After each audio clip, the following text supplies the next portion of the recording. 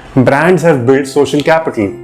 Over a period of so many years, brands like Harley Davidson, brands like Apple, brands like McDonald's have built such huge social capital is that people want to be a part of that.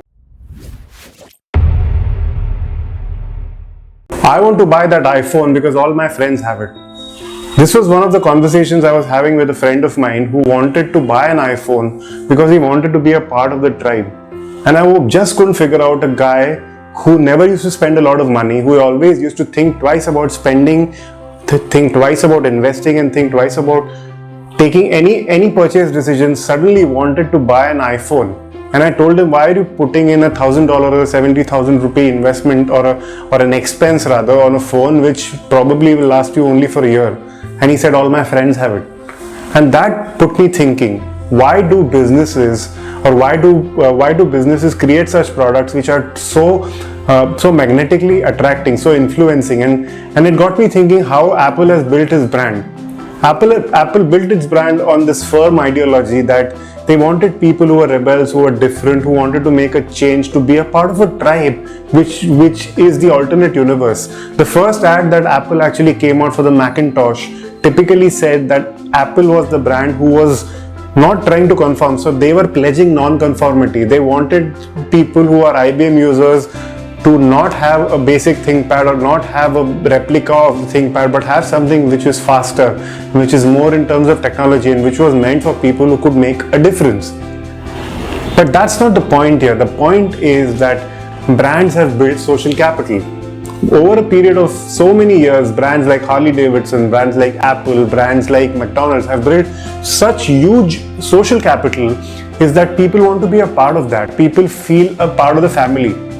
When you look at the limbic brain, when you look at the reptile brain of the human being, the human being wants to be a part of a group. Human being wants connection. The human being wants to be going around with like-minded people, and that is what you do when you pick up a school, when you pick up a college, when you pick up a career. Everything is because there are certain people who you'll be comfortable with and you can be safe. So when you feel safe as a human being, you try to buy and invest in products which you feel will help you be easily acknowledged as a part of the tribe. So when you have an iPhone and everybody else has an iPhone, you feel that you're a part of the same family. But when you're trying to be a rebel, when you're trying to be an outcast, when you're trying to create something which is different from what the other people are doing, you are trying to stand out. And human beings are fearful of standing out. That is how brands are building social capital. They are trying to bring people as tribes. They are trying to build platforms where people can engage, where people can connect. The biggest experience that we've had in these times is Facebook, is WhatsApp. All these things are trying to connect you in terms of building a social capital, because brands realize that people love belonging. People want to cling on to an idea, cling on to a thought, cling on to a friend, cling on to a relationship, cling on to a product or commodity. And that is where brands play a much larger role than just putting out a logo, putting out a website. They create amazing tribe-led social capital that helps you connect with the brand on a much deeper level. So when a person tells you tomorrow to buy this particular brand of products, remember, he's a part of a tribe and he wants you to join it. Remember the thought when you are building a business or service, because when you build social capital is when you truly connect with people. Food for thought, right?